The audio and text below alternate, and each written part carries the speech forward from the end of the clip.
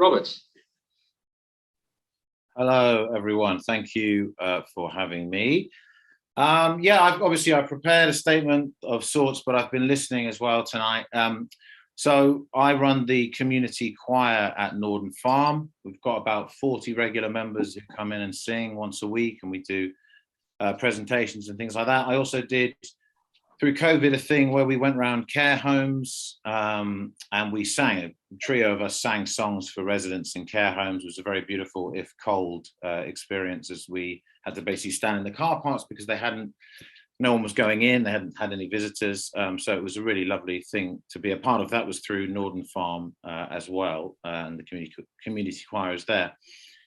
People have already said, Charlotte said magnificent things about what the arts can do. And I think one of the issues is that it's not a sort of obviously quantifiable return that you get on investment. Investment isn't a word that makes me feel particularly comfortable. And so I'm going to just address a couple of things that have been said tonight.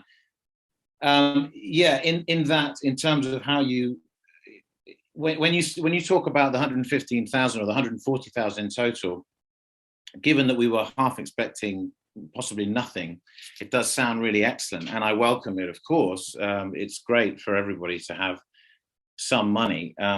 You were quite clear that it's not a grant, so I'd like to scrutinize that, or I would like for that to be scrutinized a little bit further.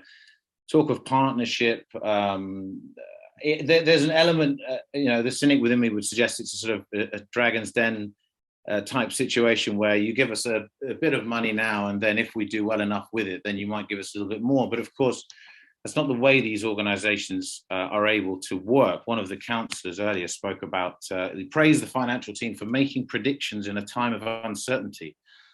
And for an art centre like Northern Farm or the Old Court or any of these places, in terms of making predictions in a time of uncertainty, a sort of one-off payment, if that is what this is, or a one-off injection of cash, is not enough to make sort of sustainable predictions and make a model that can really benefit the community longer term. And it has to be long term, the way that you fund these things. It was pointed out to me earlier on that another one of the councillors said that the borough's superb and excellent, well-respected arts and culture.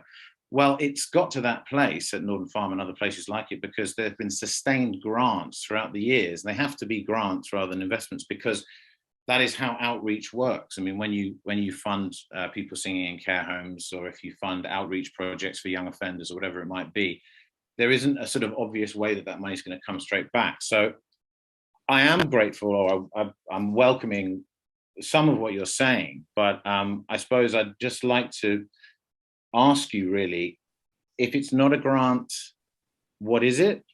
And longer term, how are you going to convince places like Northern Farm and people like myself that this really is a sustainable model? And how can we grow the cultural profile and cultural wealth of this borough in the longer term? Thank you very much indeed for your question. In terms of, is it a grant or is it investment? I'm going to meet you in a halfway house and say it's a social investment grant. I don't like the term grant because it sounds as though Northern Farm is somehow subservient to the council, and we're just simply, giving them a grant because we have to. I see it as a social investment because that's what it is. We want to move to a position where we're actually partners at Northern Farm, delivering not only outreach, but sort of cultural engagements and programs together. I mean, it is, after all, let's not forget, being open and honest with ourselves, taxpayers' money that we are custodians and stewards of at the end of the day.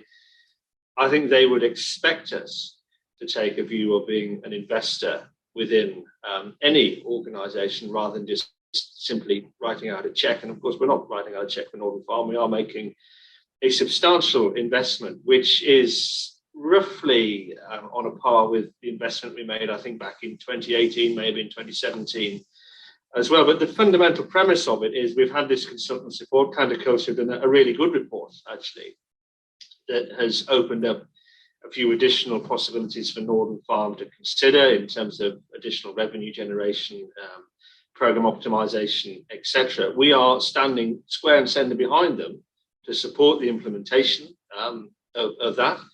Some of this money undoubtedly will assist in that process. And I think once we've come to a position where we're starting to see those recommendations come to fruition and be implemented, we'll then start to consider and talk about what the sort of the size of investment is going to be in future years as well. But you've probably also heard from the discussion tonight our own position that every year for the last couple of years we have been reliant upon last minute government's information as to the size of the grant we're going to get. So in terms of being able to predict over the long term our own sustainable budget, we're in actually a similar place insofar as we're never quite certain year to year exactly what we're likely to receive in terms of support. But I might bring in Councillor Raine and Councillor Carroll as well. But look, we are definitely committed to Norton Farm, to Old Court and the arts across the borough, and always welcome actually innovative ways of raising cash that don't necessarily involve the council having to draw down from its own resources to do it. We see ourselves more as potential conveners and enablers, not necessarily direct funders. But that's not to suggest that I'm not going to continue to direct fund, because that would patently be untrue. I don't know whether Councillor Raine, you want to say anything? Thank you very much, Chairman. And firstly, I would like to thank you, Rob, for all the work you're doing with Norton Farm and the work you did, the outreach work you did during COVID. I think that probably really kept people going and transformed their lives. And thank you for speaking so eloquently about Norton Farm. I'm glad you're so passionate about it. I think it is a fantastic organisation. I think it is. It has to change and it has to grow. And I think art and culture has to grow and change in the Royal Borough as well. I think it's becoming more important in all our lives for the reasons that we've already said, for health and well-being and all the other reasons. But then I think we are quite right in but taking considered decision, making sure we are making the right choices, and also working with Norton Farm and Old Court in the future to try and make the best of the opportunities. Because priorities change for councils, there are other issues come along. For instance, the last couple of years, COVID has been a priority. So I think it's really important to be flexible and to work together to see how we can help each other through these difficult phases.